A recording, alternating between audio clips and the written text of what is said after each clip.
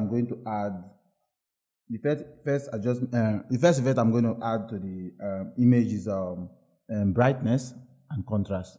So I'm going to come to my brightness and contrast. I am not going to do anything. I am not going to move the slider or try pushing anything, but I am just going to change the blend mode to screen.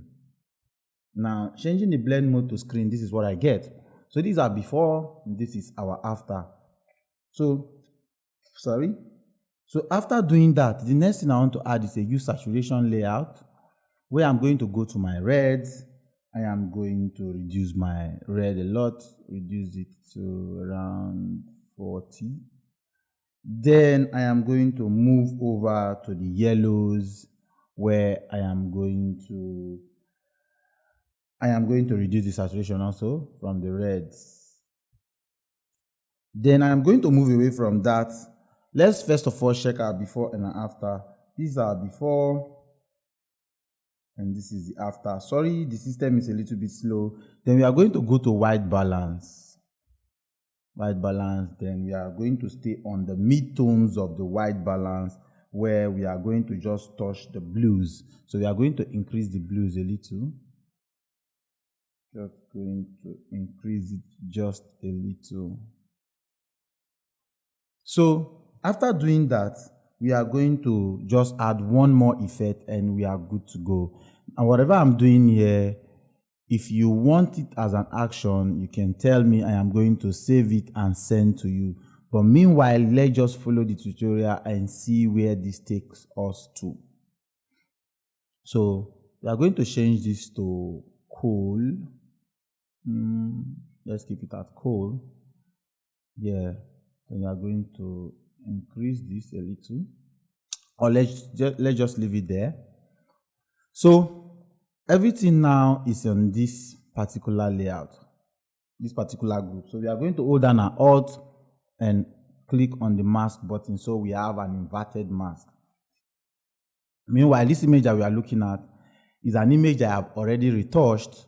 So I'm just trying to do a video of how to clean eyes, so you see it, how it's done. So I'm going to start cleaning with a white brush. I am just going to start cleaning. Try as much as possible just to clean just the white areas of the eyes. Don't go beyond that. So this is our image. This is how the image is looking right now. Now, if you leave it at 100%, you might be having another look on the eyes. So I prefer keeping mine at 60 or 50. So after doing this, the next thing you want to see if you can try fixing is to create a new layout. When you create a new layout, you just... So I am going to take up my brush, then I'm going to start painting. Now what I want to do now is just to see how I can fix some of those white areas in the eyes. So I am going to reduce my flow, keep it around 16.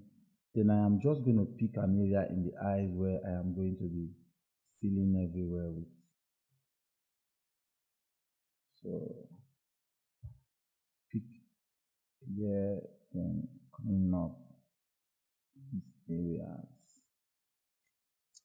Then pick an area. Remember, you have to pick somewhere white in the eyes. Might not be 100% white because nobody has the 100% white in the eyes. So with this now, we have been able to clean a lot of areas in the eyes. So this is what we have at the end. If somebody would zoom in, the person will see this. So we just have to reduce it a little so it doesn't look fake. So another thing you might do in the eyes, because if you look at this image, the image was well shot, so we have catch light in the eyes. That is like a light from a reflection from the light and from the reflector. So I'm going to go to curve, then increase this in the curve. Then I'm going to invert it, then paint it back in. I just want that light to be looking more better than the way it was when I shot it.